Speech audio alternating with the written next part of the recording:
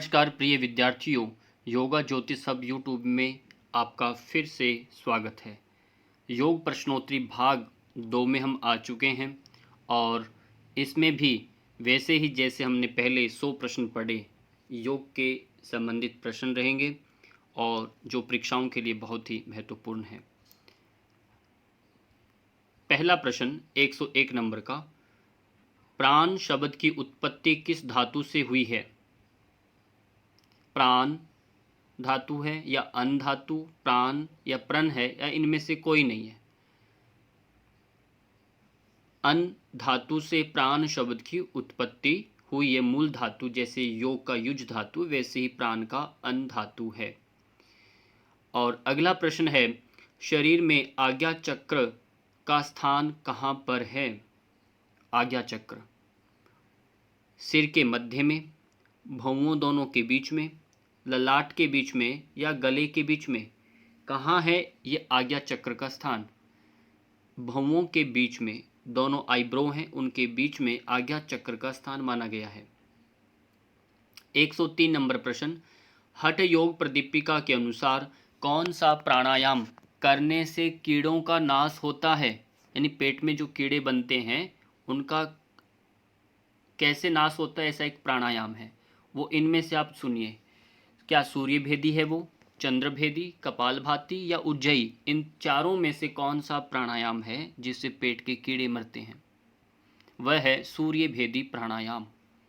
ये बहुत इंपॉर्टेंट प्रश्न है, कई बार परीक्षाओं में आया है। निम्नलिखित में से कौन सा आसन भोजन के तुरंत बाद किया जाता है? बिल्कुल जर्नली प्रश्न है और बहुत इंपॉर्टेंट भी है। इनमें से पहचानिए, सिंहासन, सिद्धासन, पद्मासन और वज्रासन, इनमें से कौन सा आसन है? वह है वज्रासन, जो भोजन के तुरंत बाद कर सकते हैं। 105 नंबर का प्रश्न है, मिर्गी रोग में कौन सी क्रिया निषेध है? मिर्गी रोगी के लिए, जिनको मिर्गी आती है, उनको त्राटक नहीं करना या नेति नहीं करना, धोती या नोली, इनमें से कौन सा अभ्यास नहीं करना? वह है त्राटक का अभ्यास। त्राटक का अभ्यास नहीं करना जिनको मिर्गी आती है। 106 नंबर प्रश्न, शरीर में प्रमुख कितनी नाड़ियां मानी गई हैं? प्रमुख नाड़ियां कितनी हैं? 1, 2, 3 या 4? कितनी नाड़ियां हैं? 3। कौन कौन सी हैं? इनको आप देखिए। प्रमुख नाड़ियां हैं ईड़ा, पिंगला और सुषुम्ना। ऐसे तो 10 भी हैं, कहीं कहीं 14 भी हैं, बहुत अलग अलग 72,000 नाड़ियों में से प्रमुख जो नाड़ियां हैं वह 3 है। 107 नंबर का प्रश्न, कौन सा महाभूत स्पर्श इंद्रिय से मेल खाता है? स्पर्श इंद्रिय जो है उससे मेल कौन सा महाभूत खाता है? वायु, जल, पृथ्वी या आकाश? कौन सा है वह महाभूत? ध्यान से देखिए, वायु। वह है वायु। वायु स्पर्शवती होता है। 108 नंबर का प्रश्न, दाई नाक किस नाड़ी का प्रतिनिधित्व करती है? आपका जो राइट नहीं लेफ्ट नोस्ट्रिल है वह किस नाड़ी का प्रतिनिधित्व करता है? ईड़ा, पिंगला, सुषुम्ना या पूषा? पूषा है या पूषास लिखा गया, पूषा नाड़ी है। किसका प्रतिनिधित्व करता है? पिंगला। दाई नाक जो है दायां पिंगला नाड़ी है, जिसे हम सूर्य स्वर कहते हैं। 109 नंबर का प्रश्न है, बाईं नाक किस नाड़ी का प्रतिनिधित्व करती है? पिंगला, ईड़ा, सुषुम्ना या कुहू? कुहू है या सुषुम्ना? इनमें से कौन सा है? ईड़ा। ईड़ा नाड़ी बाईं नाक को रिप्रेजेंट करती है। 110 नंबर का प्रश्न, इनमें से कौन सी नाड़ी गर्म स्वभाव की है? गर्म स्वभाव, ईड़ा, पिंगला, सुषुम्ना या कोई नहीं? इनमें से कौन सी है गर्म स्वभाव वाली नाड़ी? इनमें से सोचिए। वह है पिंगला। पिंगला गर्म स्वभाव की नाड़ी है क्योंकि ये सूर्य नाड़ी है, सूर्य स्वर बोला जाता है। 111 नंबर में देखिए, इनमें से कौन सी नाड़ी ठंडे स्वभाव की है? पिंगला, ईड़ा, सुषुम्ना और संखिनी। ठंडे स्वभाव की नाड़ी है ईड़ा। ईड़ा को हम गंगा कहते हैं और पिंगला को यमुना कहते हैं, ये भी ध्यान रखिए। ईड़ा गंगा और यमुना, जो पिंगला नाड़ी है वो गर्म है पानी का। और 112 नंबर पर प्रश्न है, जब दोनों नाक यानी समान रूप से चलते हैं, स्वर दोनों समान रूप से चलते हैं, तब कौन सी नाड़ी जागृत होती है? सुषुम्ना, पूषा, हस्तिजीवा या कुहू? वह है सुषुम्ना।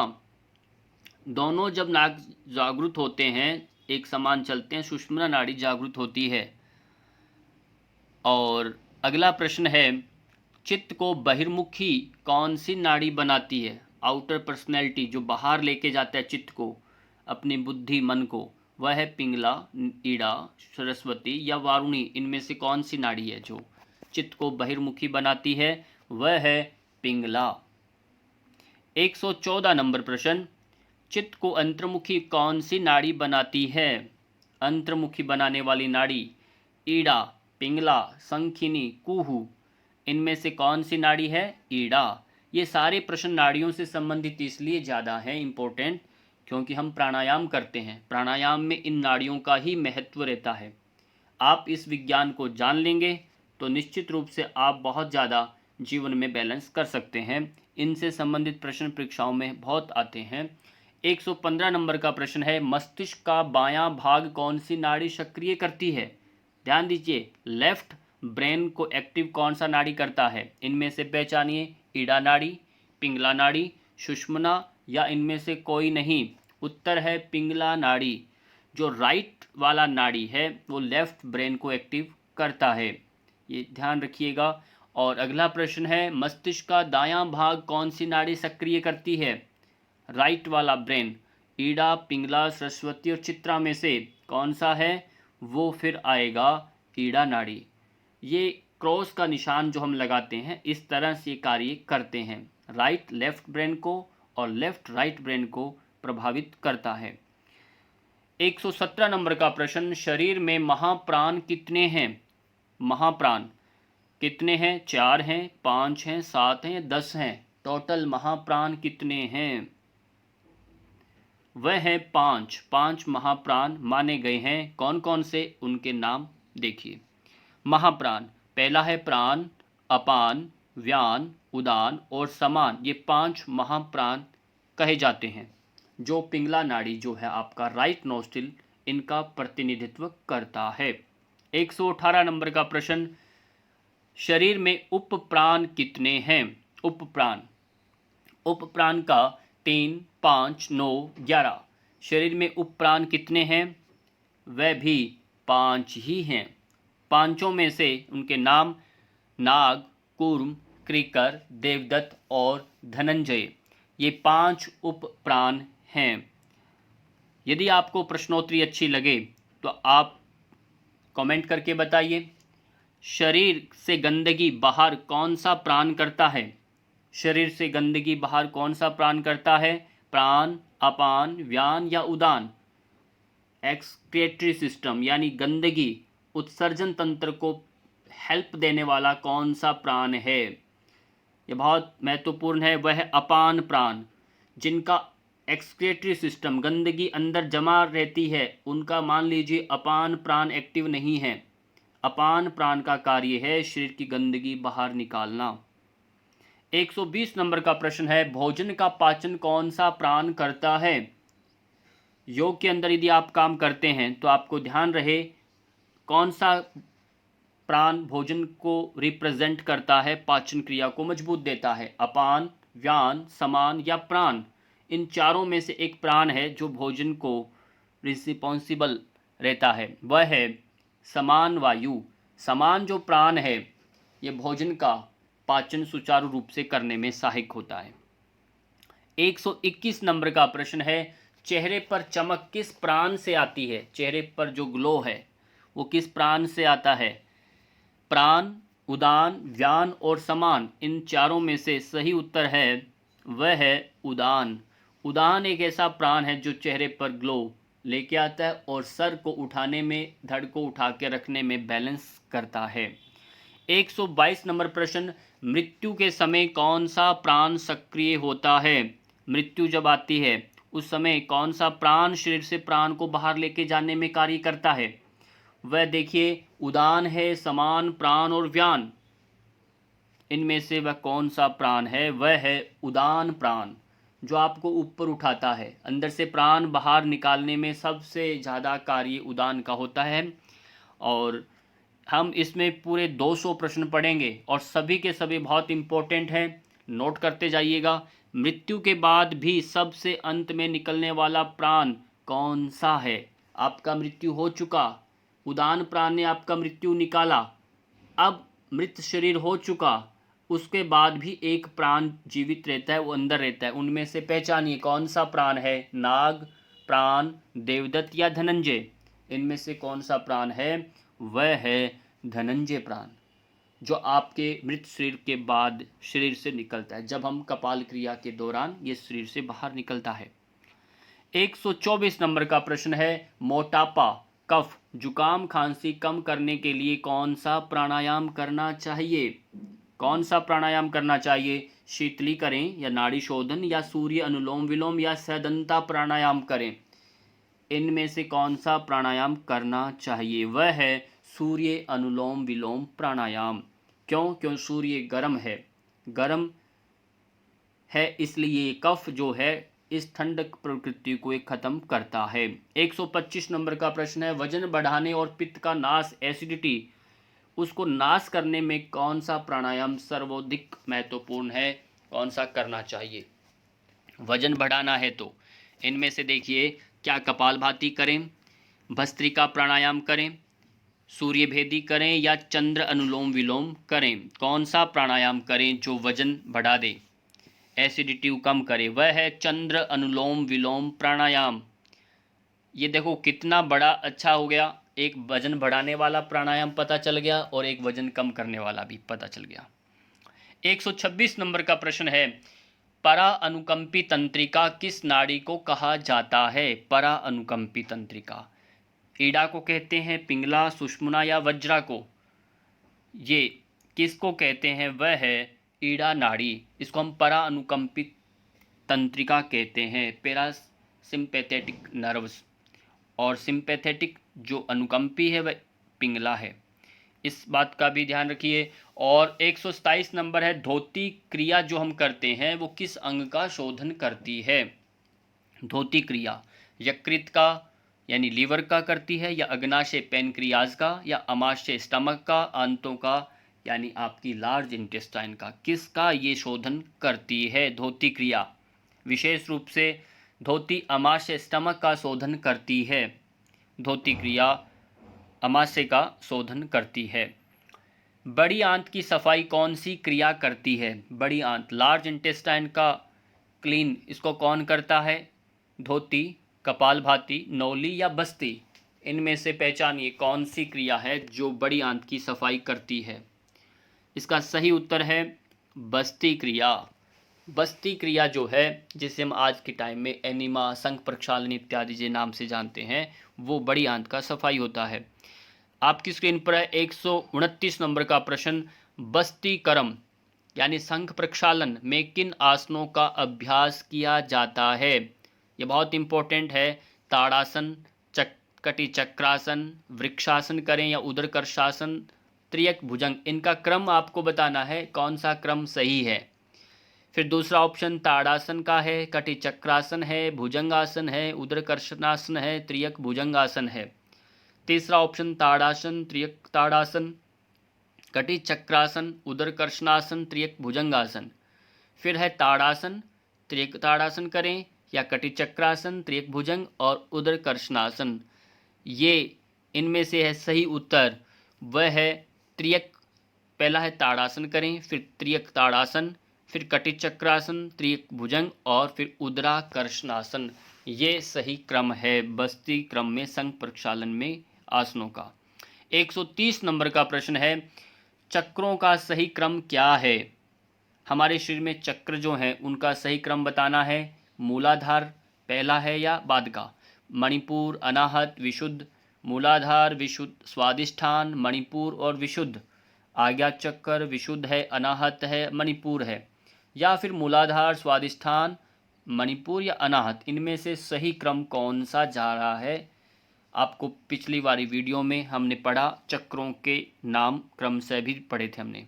सही उत्तर है इसका मूलाधार, फिर स्वादिष्ठान, फिर मणिपुर, फिर फिर अनाहत होता है, उसके बाद आता है विशुद्ध चक्कर, आज्ञा चक्कर और फिर सहस्त्रार चक्कर। इस तरह से इनके क्रम रहते हैं। 131 नंबर प्रश्न, ध्यान के समय कौन सी नाड़ी जागृत होती है जब हम मेडिटेशन करते हैं? इनमें से बताइए। ईड़ा होती है, सुषुम्ना, पिंगला या वज्रा? कौन सी नाड़ी एक्टिव होती है ध्यान करते समय? वह है सुषुम्ना नाड़ी। सुषुम्ना के समय दोनों स्वर एक समान रूप से चलते हैं। गंगा किस नाड़ी को कहा जाता है? गंगा ईड़ा, पिंगला, सुषुम्ना या सरस्वती को? किसको कहते हैं गंगा? गंगा है ईड़ा नाड़ी।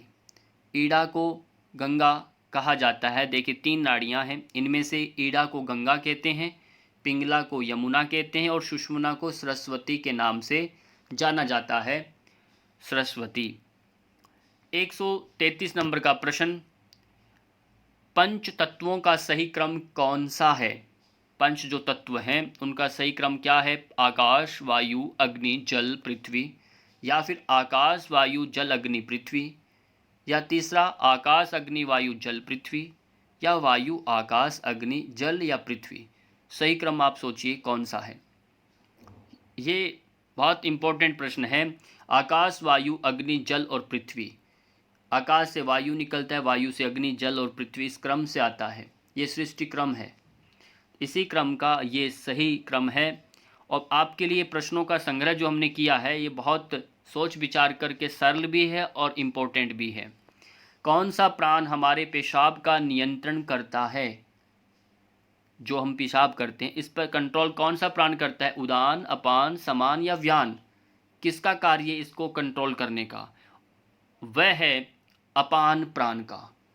और मान लीजिए किसी का पेशाब कंट्रोल हो नहीं रहा तो आपको अपान वायु को सक्रिय करने के लिए प्राणायाम का अभ्यास कराना पड़ेगा जिससे वह स्ट्रांग हो। महर्षि पतंजलि द्वारा रचित 3 मुख्य ग्रंथ मिलते हैं, कौन कौन से? योग अष्टाध्यायी, पहला है योग सूत्र, अष्टाध्यायी पर भाष्य, और तीसरा है आयुर्वेद पर ग्रंथ। या फिर चरक संहिता, योग सूत्र, हठयोग, ज्ञान योग या योग दर्शन। फिर ये योग दर्शन, क्रिया योग या अष्टांग योग, इनमें से कौन सा महर्षि पतंजलि द्वारा रचित ग्रंथ हैं? 3। वह है योग सूत्र, अष्टाध्यायी पर भाष्य और आयुर्वेद पर ग्रंथ, इनके द्वारा रचे गए हैं। 136 नंबर प्रश्न, त्रेतवाद का सिद्धांत किस दर्शन का है? त्रेतवाद का, योग दर्शन का, मीमांसा, चारवाक या जैन दर्शन का? कौन सा दर्शन है? वह है योग दर्शन। इसमें ईश्वर, जीव, प्रकृति के बारे में त्रेतवाद का सिद्धांत दिया गया है। 137 नंबर प्रश्न, अब हम कुछ एक योग के ऋषियों के नाम के जो प्रवर्तक रहे हैं उनके बारे में थोड़े थोड़े प्रश्न लेंगे। और वीडियो अच्छी लगे तो आप इसको कमेंट करके बताइएगा। स्वामी विवेकानंद जी के बारे में कोई अच्छी बात हो तो अलग से बताइएगा। स्वामी विवेकानंद जी का बचपन का नाम क्या है? मूलशंकर, नरेंद्रनाथ दत्त या रत्नाकर? इनमें से कौन सा है? नरेंद्रनाथ दत्त। 138 नंबर प्रश्न, नरेंद्रनाथ दत्त जी को स्वामी विवेकानंद का उपाधि किस राजा ने दिया? सोचने वाली बात है, ये किस राजा ने दिया? वह कौन है? राजा मान सिंह ने दिया, राजा अजीत सिंह ने, राजा राम मोहन राय ने, या महात्मा गांधी जी ने दिया? ये गांधी लिखा ये गलती से लिखा गया, गांधी जी है ये, और इसका सही उत्तर है राजा अजीत सिंह। स्वामी विवेकानंद जी को ये उपाधि दी थी। 139 नंबर प्रश्न, स्वामी विवेकानंद जी का जन्म कब हुआ? ये बहुत महत्वपूर्ण है। कब हुआ? 12 जनवरी 1863 में, 12 जनवरी 1763 में, या 14 जनवरी 1894 में, या 14 अक्टूबर 1824 में? सही उत्तर है 12 जनवरी 1863 ईस्वी में स्वामी विवेकानंद जी का जन्म हुआ। 140 नंबर का प्रश्न है, स्वामी विवेकानंद जी प्रमुख गुरु कौन है? ऐसे जीवन में बहुत सारे गुरु होते हैं, पर विशेष गुरु वह कौन है? विरजानंद दंडी, पूर्णानंद स्वामी, रामकृष्ण परमहंस, रामानंद स्वामी? कौन से हैं? वह है रामकृष्ण परमहंस। ये इनके प्रमुख गुरु हैं। स्वामी विवेकानंद जी के माता पिता किसके भक्त हैं? किनके भक्त थे वो? इनमें से बताइए, ब्रह्मा, विष्णु, शिव या माँ काली के किनके भक्त हैं माता पिता स्वामी विवेकानंद जी के? सही उत्तर है शिव के, शिव के भक्त हैं। अगला प्रश्न है, स्वामी विवेकानंद जी ने सबसे पहले अमेरिका के शिकागो शहर में भाषण कब दिया? कब भाषण दिया? 11 सितंबर 1893 में, 16 सितंबर 1893 में, या 11 सितंबर 1896 में, या 21 सितंबर 1897 में? ये डेट बहुत इम्पोर्टेंट है भारतीयों के लिए और देश के गौरवान्वित करने वाला दिन था ये। वह कौन सा दिन है, कौन सी तारीख है, इसको भूलना नहीं है। ये तारीख है 11 सितंबर 1893। इस दिन स्वामी विवेकानंद जी ने शिकागो शहर में एक भाषण दिया जो पूरे विश्व को गौरवान्वित करता है। भारत के लिए है ये। स्वामी विवेकानंद जी ने रामकृष्ण मिशन की स्थापना कब की? 14 मई 1888 ईस्वी में, या 1 मई 1897 में, या 25 जून 1902 में, या 27 अक्टूबर 1986 में? किस दिन रामकृष्ण मिशन की स्थापना हुई? सही उत्तर 1 मई 1897 में। अगला प्रश्न है, स्वामी विवेकानंद जी के जन्म दिवस को राष्ट्रीय युवा दिवस के रूप में किस वर्ष को शुरू किया? पहले तो एक ही उत्तर इसमें आ गया, जन्मदिन जो है 12 जनवरी को, जन्मदिन को राष्ट्रीय युवा दिवस मनाया जाता है, एक बात। फिर दूसरा प्रश्न, ये कब शुरू हुआ? ये इंपॉर्टेंट और आ रहा है। क्या 1945 में शुरू किया था ये, 1992 में, 1984 में, या 1964 ईस्वी में? ये कब से प्रारंभ हुआ युवा दिवस मनाना?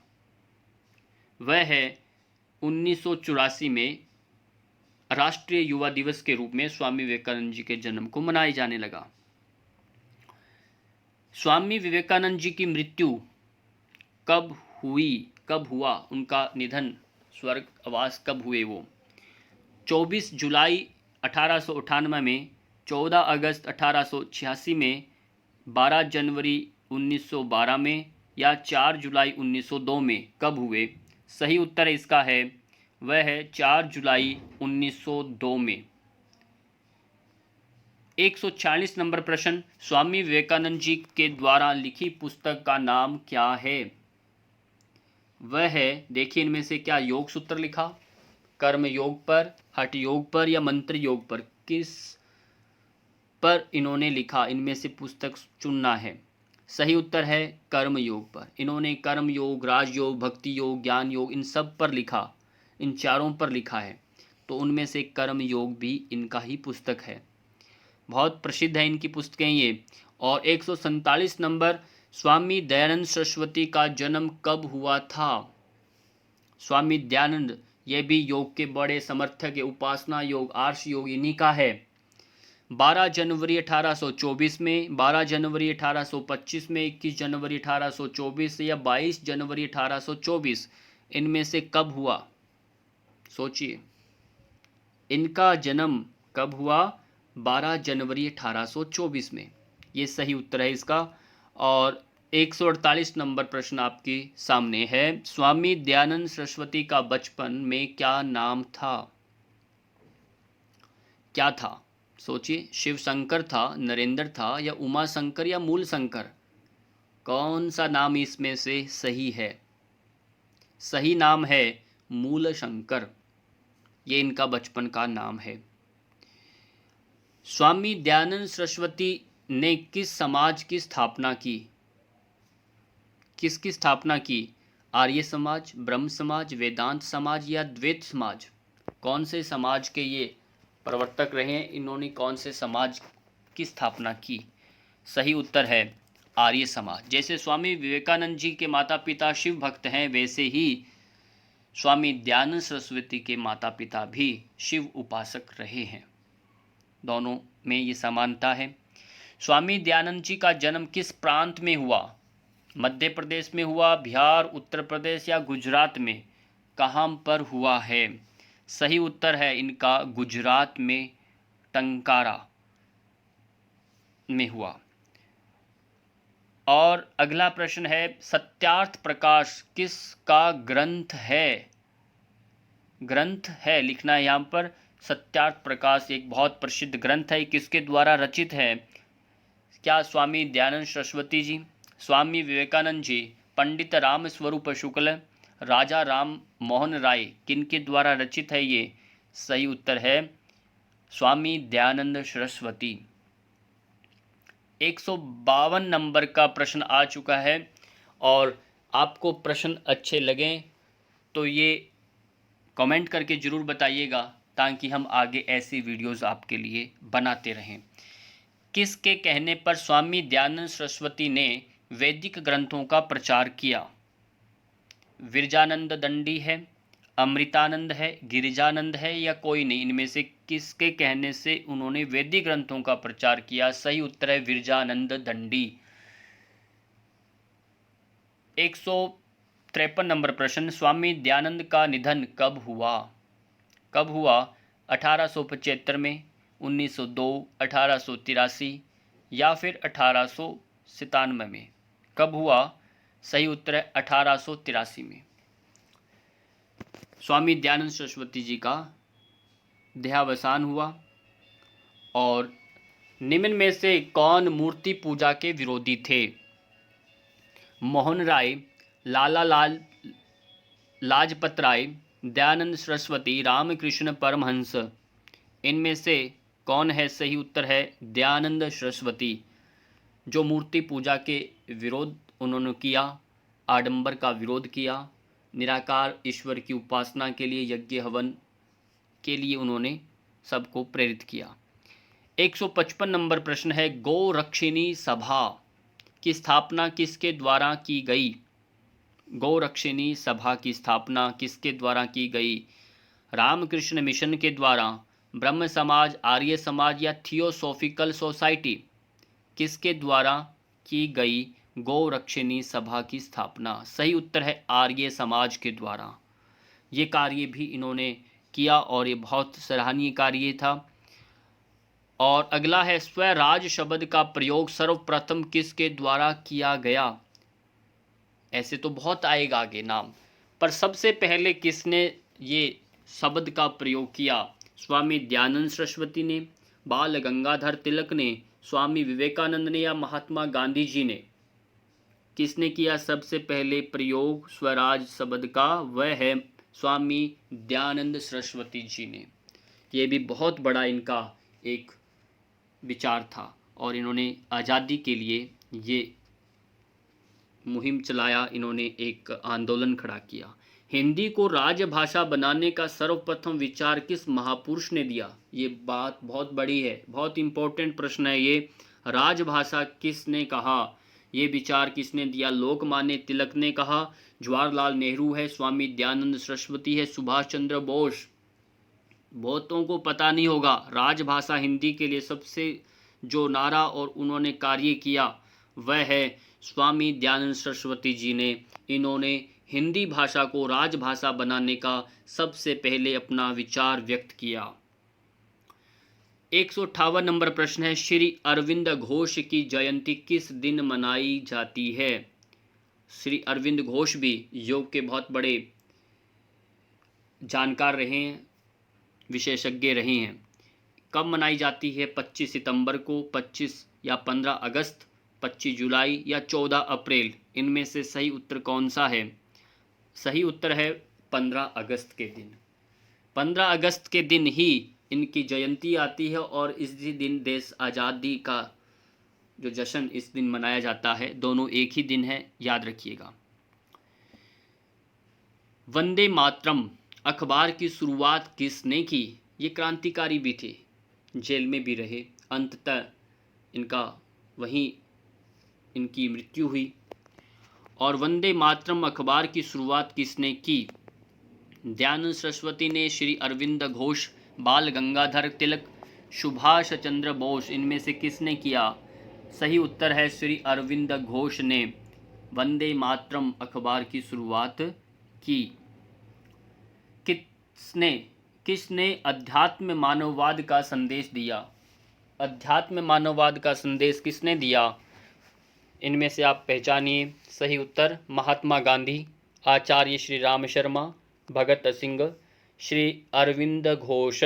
इनमें से सही उत्तर है श्री अरविंद घोष। इन्होंने अध्यात्म मानववाद का संदेश दिया। 161 नंबर प्रश्न है, लाइफ डिवाइन पुस्तक के लेखक कौन हैं? रविंद्रनाथ टैगोर, राधा कृष्णन, महात्मा गांधी, श्री अरविंद घोष। लाइफ डिवाइन पुस्तक के लेखक हैं श्री अरविंद घोष। इन्होंने ये पुस्तक लिखा है और बहुत प्रसिद्धि प्राप्त किया। अरविंद घोष को सबसे खतरनाक व्यक्ति के रूप में किसने वर्णन किया है कि सबसे डेंजर इंसान है ये किसने कहा? इनमें से देखिए, लॉर्ड मिंटो ने कहा, वैलेंटाइन सिरोल ने कहा, बाल गंगाधर तिलक ने, या सरदार वल्लभ भाई पटेल ने। ये शब्दावली अरविंद घोष के प्रति किसने व्यक्त की है? सही उत्तर है लॉर्ड मिंटो ने। यह अंग्रेज शासक है, इसने कहा। 163 नंबर प्रश्न है, श्री अरविंद घोष का विवाह किसके साथ हुआ? इन्होंने विवाह किया, किसके साथ हुआ? और पहले तो स्वामी विवेकानंद पढ़ा, स्वामी दयानंद सरस्वती पढ़ा, उनका तो विवाह हुआ ही नहीं, पर इनका किसके साथ हुआ? वंदना देवी, गायत्री देवी, मृणालिनी देवी, या यशोधरा देवी। किसके साथ हुआ बताइए? सही उत्तर है मृणालिनी देवी, 1901 में। और श्री अरविंद घोष के द्वारा प्रतिपादित योग कौन सा है? इन्होंने कौन से योग को प्रसारित किया? जैसे स्वामी दयानंद सरस्वती की बात करें, उन्होंने उपासना योग या आर्ष योग को रेफर किया, उनके नाम से प्रसिद्ध है। स्वामी विवेकानंद जी ने वेदांत योग। ऐसे श्री अरविंद घोष के द्वारा कौन सा योग प्रसिद्ध है? विपश्यना, पूर्ण योग, भावातीत योग, या फिर उपासना योग? कौन सा योग? सही उत्तर है पूर्ण योग, जिसे हम समग्र योग कहते हैं, यही इन्हीं का है। अगला प्रश्न है, श्री अरविंद घोष की मृत्यु कब हुई? 5 दिसंबर 1950 में, 7 दिसंबर 1950, 9 नवंबर 1950, या 5 दिसंबर 1952 में? कब हुई है इनकी मृत्यु? 5 दिसंबर 1950 में। और अगला प्रश्न है 166 नंबर का, श्री अरविंद घोष ने बंग आंदोलन में कब भाग लिया? बंग जो आंदोलन है, इसमें कब भाग लिया? 1902 में, 1887 में, 1905 में, या 1893 में? कौन सी डेट है वो जिसमें इन्होंने भाग लिया? वह है 1905 में। 1901 में शादी हुई है, ध्यान दीजिए। 1905 में इन्होंने बंग आंदोलन में भाग लिया है। और अगला प्रश्न आ रहा है, इनसे संबंधित नहीं है, महर्षि रमन जी के संबंधित प्रश्न आएंगे अभी। महर्षि रमन जी का जन्म कब हुआ? 30 दिसंबर 1879 में, 30 अगस्त 1879, या फिर 30 दिसंबर 1879, फिर 30 मार्च 1879? इनमें से कौन सा है डेट? वह सही उत्तर है 30 दिसंबर 1879। इनके दिन इनका जन्म हुआ है। 168 नंबर प्रश्न है, महर्षि रमन का जन्म किस प्रांत में हुआ? कहाँ हुआ? प्रांत इनका कौन सा है? गुजरात, केरल, तमिलनाडु, पश्चिम बंगाल? सही उत्तर है तमिलनाडु। तमिलनाडु के ये रहने वाले वहीं के हैं और वहाँ इनका जन्म हुआ। और 169 नंबर प्रश्न है, महर्षि रमन ने समस्त दुखों का कारण किसे माना है? समस्त दुखों का कारण मन को, धन को, सुख को, अहंकार को, इनमें से किस को माना सारे दुखों का कारण? सोचिए, थोड़ा सोचिए। इसका सही उत्तर है अहंकार। अहंकार को माना। 170 नंबर प्रश्न है, महर्षि रमन का निधन कब हुआ? सही डेट बताइए। 14 अप्रैल 1950 में, 24 अप्रैल 1950, 14 अप्रैल 1940 में, 14 अप्रैल 1953 में। कौन सी डेट में महर्षि रमन का निधन हुआ है? सही उत्तर है 14 अप्रैल 1950। इनको याद कर लीजिए, परीक्षाओं में आएंगे, बार बार पूछे जाते हैं और आपसे भी पूछा जाएगा। 171 नंबर प्रश्न, श्री श्यामा चरण लाहिड़ी का जन्म कब हुआ? ये भी बहुत बड़े योग के प्रचारक रहे हैं। 20 सितंबर 1828, 30 सितंबर 1828, 30 सितंबर 1826 या 30 सितंबर 1833? बताइए। यदि आपने पहले नाम सुना है, ये भी कोई योग के संत रहे हैं, इन्होंने योग पर बहुत काम किया, इन्होंने भी एक योग दिया। आएगा प्रश्न, बताएंगे कौन सा योग इन्होंने दिया। सही उत्तर है 30 सितंबर 1828 में इनका जन्म हुआ है। 172 नंबर प्रश्न है, श्री श्यामा चरण लाहिड़ी, इनको महाशय कहा जाता है। महाशय को किस योग के प्रवर्तक माना जाता है? इन्होंने कौन सा योग दिया? वह है, क्या ज्ञान योग है, क्रिया योग है, भावातीत योग है या उपासना योग है? कौन सा है? सही उत्तर है क्रिया योग। क्रिया योग इन्होंने दिया। किसने? श्री श्यामाचरण लाहिड़ी महाशय जी ने। क्रिया योग इनका बहुत प्रसिद्ध है। और श्री श्यामाचरण लाहिड़ी महाशय ने महासमाधि कब ली? महासमाधि 16 सितंबर 1895 में, 28 सितंबर 1895, 16 सितंबर 1885, 26 सितंबर 1895। कब ली? ऐसे प्रश्न आते हैं। 26 सितंबर 1895 में ली। ये सही उत्तर है, श्री श्यामाचरण लाहिड़ी महाशय ने महासमाधि ली। 174 प्रश्न, श्री श्यामाचरण लाहिड़ी महाशय किस राज्य से हैं? कौन सा प्रांत है इनका? कहाँ इनका जन्म हुआ? पंजाब, गुजरात, बंगाल, हिमाचल? किधर जन्मे ये? सही उत्तर है बंगाल। बंगाल के पुत्र हैं ये, बंगाल के संत रहे हैं ये। 175 नंबर प्रश्न, श्री तिरुमलाई कृष्णम आचार्य जी का जन्म कब हुआ? बताइए कब हुआ? 28 नवंबर 1888 में, 18 नवंबर 1886 में, 18 नवंबर 1888 में, 18 नवंबर 1887 में? कब हुआ? 18 नवंबर 1888 में इनका जन्म हुआ। किसका? श्री तिरुमलाई कृष्णम आचार्य जी का। ये भी साउथ के बहुत बड़े संत रहे हैं। इन्होंने योग के ऊपर, हठ योग के, विशेष रूप से हठ योग के ये प्रवर्तक माने जाते हैं। प्रवर्तक और विचारक और प्रचारक जो भी इनके योगाचार्य थे, हठ योगी थे ये। 176 नंबर प्रश्न, आधुनिक योग के पिता किसे कहा जाता है?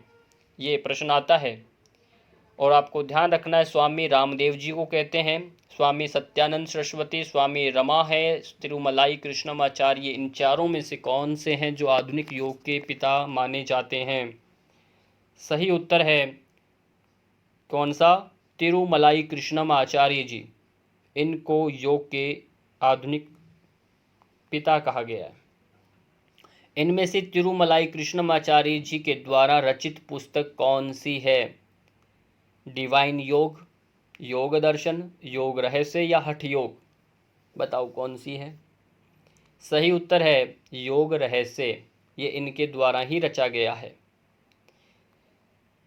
178 नंबर प्रश्न, तिरुमलाई कृष्णमाचार्य जी का निधन कब हुआ?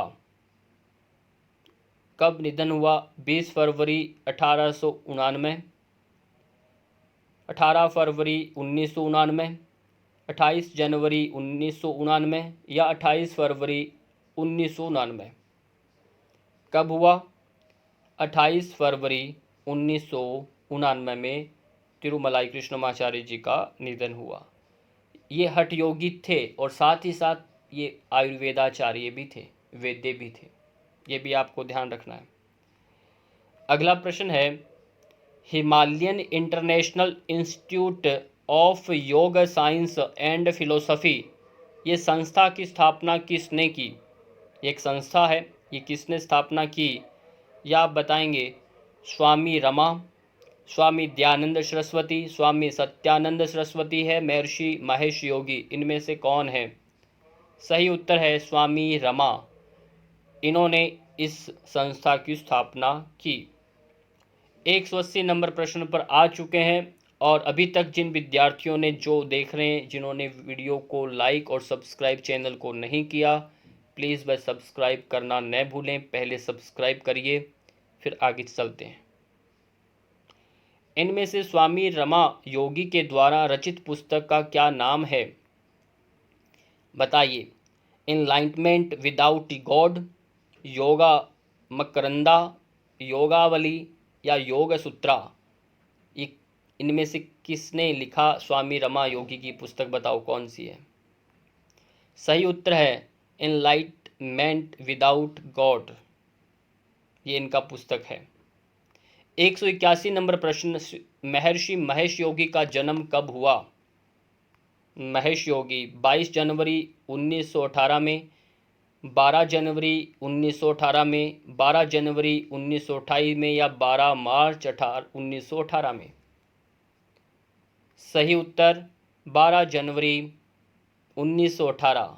याद करना सरल है, 1918, 1918, 12 जनवरी स्वामी विवेकानंद जी का जन्म के साथ जोड़िए, बहुत सरल है। 182 नंबर प्रश्न है, ट्रांसेंडेंटल मेडिटेशन अर्थात भावातीत ध्यान किसका है? यह बहुत फेमस ध्यान है और प्रसिद्ध प्रश्न है ये। महर्षि महेश योगी का, शिवानंद सरस्वती, श्री राम शर्मा आचार्य और विवेकानंद सरस्वती का, किन का है ये? सही उत्तर है महेश योगी, यानी महर्षि महेश योगी जी का द्वारा ये है प्रचारित, और इन्होंने इसको डेवलप किया, बनाया और इन्होंने खूब प्रचार किया। हृदय और फेफड़ों के रोग किस वायु के दूषित होने से उत्पन्न होते हैं?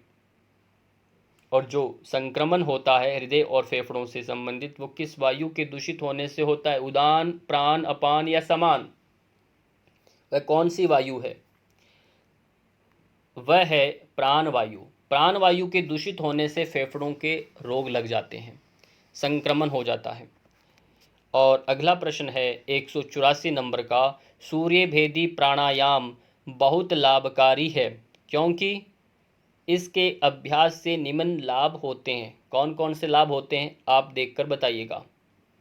बुढ़ापे और मृत्यु का भय नहीं रहता, पाचन तंत्र मजबूत बनता है, उपरोक्त दोनों या इनमें से कोई नहीं? सही उत्तर बताना। सही उत्तर है उपरोक्त दोनों। बुढ़ापे और मृत्यु के भय नहीं रहता जो सूर्य भेदी प्राणायाम करता है। दूसरा, पाचन तंत्र मजबूत रहता है। अब आपके इतने व्यवहारिक प्रश्न आएंगे जो आपके काम के होंगे और आपको आनंद आ जाएगा, और ये इम्पोर्टेंट भी है। इसलिए हमें इन सभी प्रश्नों को सुनना है ताकि हम इसको उपयोग में लाएं। बच्चों के भावात्मक विकास के लिए कौन सी मुद्रा का अभ्यास श्रेष्ठ है? भावनात्मक विकास कौन सी मुद्रा से होता है?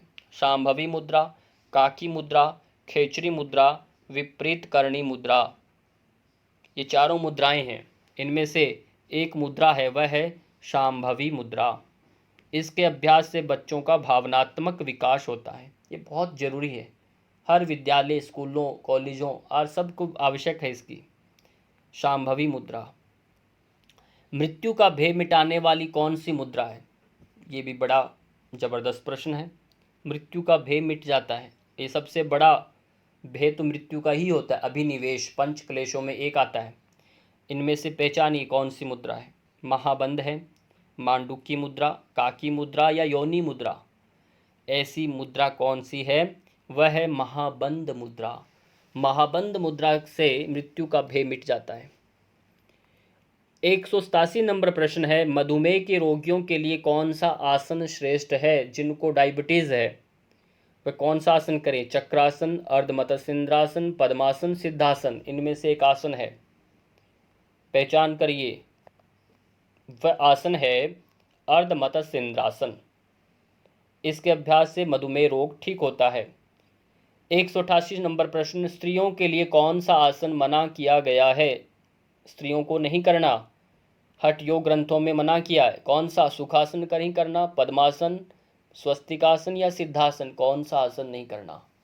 सोचिए जरा, आप अपने मन से भी राइट आंसर सोचने की कोशिश करा करो, कौन सा हो सकता है? सही उत्तर है सिद्धासन। 199 नंबर प्रश्न है, शुक्र धातु संघृत रखने में कौन सा आसन ज्यादा श्रेष्ठ है? जो वीर्य है, सप्त धातु जो में सातवां धातु है, कौन सा आसन सर्वश्रेष्ठ है? इनमें से पहचान करिए। ताड़ासन, मंडूकासन, त्रिकोणासन या चक्रासन। इनमें से एक आसन है जो शुक्र को धातु के पतन को बचाता है, उसको संरक्षित रखता है, संघृत रखता है। वह आसन है मंडूकासन। यह बहुत महत्वपूर्ण आसन है जो शुगर में भी कार्य करता है। ये कफ को बाहर निकालने में कौन सा प्राणायाम उत्तम माना गया है, श्रेष्ठ प्राणायाम माना गया है? कौन सा है? देखिए, नाड़ी शोधन, शीतली, भस्त्रिका, उज्जाई। इनमें से कौन सा है? वह है उज्जाई प्राणायाम। ये कफ को बाहर फेंकने में कारगर है, सबसे महत्वपूर्ण है ये भी। 191 नंबर प्रश्न, अब 200 के नज़दीक आ रहे हैं और प्रश्न कैसे लग रहे हैं जरूर बताइएगा। संधिवात रोगों को समाप्त करने में श्रेष्ठ प्राणायाम है सूर्यभेदी, चंद्रभेदी, कपालभाति और भस्त्रिका। इनमें से कौन सा प्राणायाम है जो संधिवात रोगों को समाप्त कर देता है? सही उत्तर है सूर्यभेदी। सूर्यभेदी प्राणायाम है। 192 नंबर प्रश्न, शंख प्रक्षालन किस ऋतु में करना ज़्यादा उत्तम है? कौन सी सीजन में करें बताओ? ग्रीष्म में, शरद में, वर्षा ऋतु या बसंत ऋतु? कब करें? वो है वसंत ऋतु। बसंत ऋतु में शंख प्रक्षालन करना चाहिए। नेचुरोपैथी सेंटर पर जो एनिमा इत्यादि जो शंख प्रक्षालन होता है, वर्ष में 2 बार होता है। ये बसंत ऋतु में होता है और एक शरद ऋतु में होता है। मार्च का महीना, सितंबर का महीना, जब इन प्रारंभ में होता है। मधुमेह में सर्वश्रेष्ठ क्रिया कौन सी है? पहले आसन जाना, आसन सर्वश्रेष्ठ अर्धमत्स्येंद्रासन जाना। अब क्रिया कौन सी है इनमें से पहचानिए। नेति, धोती, कपालभाति या नौली, इनमें से कौन सी क्रिया मधुमेह के लिए श्रेष्ठ मानी गई है? सही उत्तर है नौली। नौली जो क्रिया है वो श्रेष्ठ माना गया है। नौली से पहले उद्यान बंद लगाना सीखते हैं, फिर अग्निसार क्रिया सीखते हैं और फिर नौली। ये तीनों ही मधुमेह में बहुत महत्वपूर्ण है। उद्यान बंद भी, अग्निसार क्रिया भी और नौली भी। 194 नंबर प्रश्न, कौन सा आसन खून की सफाई करता है? ये सारे व्यवहारिक है, जर्नल प्रश्न है। खून की सफाई कौन सा आसन करता है? मयूरासन, ताड़ासन, हलासन और वज्रासन। इनमें से कौन सा आसन है जो खून की सफाई करता है? वह है मयूरासन। मयूरासन करने से खून साफ होने लगता है। मयूरासन है, कुक्कुटासन है, ऐसे आसन है जो खून को सफाई करते हैं। मोटापा और शरीर का भारीपन समाप्त करने में कौन सी मुद्रा सहायक है? एक खाली बैठे बैठे इस मुद्रा लगा सकते हैं आप। देखिए, इनमें से एक मुद्रा है जो आपका मोटापा, शरीर का भारीपन कम कर देते हैं। पृथ्वी मुद्रा, जल मुद्रा, लिंग मुद्रा या सूर्य मुद्रा, इनमें कौन सी मुद्रा है? सही उत्तर है इसका सूर्य मुद्रा। अब ये कैसे लगती है वो आप देखिए। सूर्य मुद्रा करने से मोटापा और शरीर का भारीपन समाप्त होता है। 196 नंबर प्रश्न है, नज़ला और एलर्जी को दूर करने में कौन सी मुद्रा उत्तम है, सबसे बेस्ट? कौन सी मुद्रा है? लिंग मुद्रा या सूर्य मुद्रा, अपान मुद्रा या फिर काकी मुद्रा? इन चारों में से एक मुद्रा है। सही उत्तर है इसका लिंग मुद्रा। ये एलर्जी को दूर करने में सहायक है। 197 नंबर प्रश्न है, शरीर से गंदगी बाहर निकालने में कौन सी मुद्रा श्रेष्ठ है? ऐसे जुड़ा हुआ प्रश्न आया था पहले। गंदगी बाहर निकालने में कौन सा प्राण सबसे महत्वपूर्ण है, वो हमने जाना अपान प्राण, अपान वायु। अब यहाँ मुद्रा पूछी जा रही है, इन मुद्राओं में बताना वायु मुद्रा है क्या, अपान मुद्रा, सूर्य मुद्रा या व्यान मुद्रा, इनमें से सही बताइए कौन सा है अपान मुद्रा। वहाँ अपान वायु है, यहाँ अपान मुद्रा भी बनती है, ध्यान रखना, कंफ्यूज नहीं होना।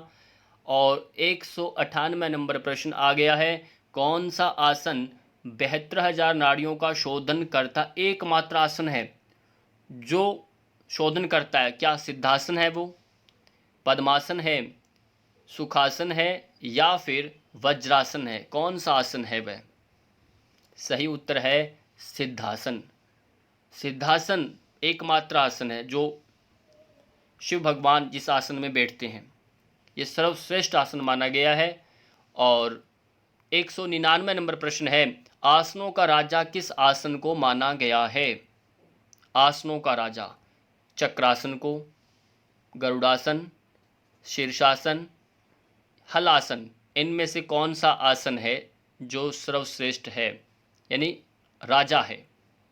जैसे फलों का राजा कौन, आम होता है ना, ऐसे आसनों का भी एक राजा होता है, वह कौन सा है? शीर्षासन। यह आंसर इसका सही है। आज का अंतिम प्रश्न इसमें वह है, बताइए 200 नंबर प्रश्न में आगे हम, मानसिक तनाव को दूर करने में कौन सा प्राणायाम उत्तम है? मानसिक तनाव को शीतली प्राणायाम करें, भस्त्रिका, कपालभाति, भ्रामरी, इनमें से एक प्राणायाम है जो मानसिक तनाव को दूर करता है। सही उत्तर है भ्रामरी प्राणायाम। इसी के साथ आपको यहीं से 200 प्रश्न पूर्ण हुए। आगे फिर पार्ट 3 में हम फिर मिलेंगे, तब के लिए नमस्कार।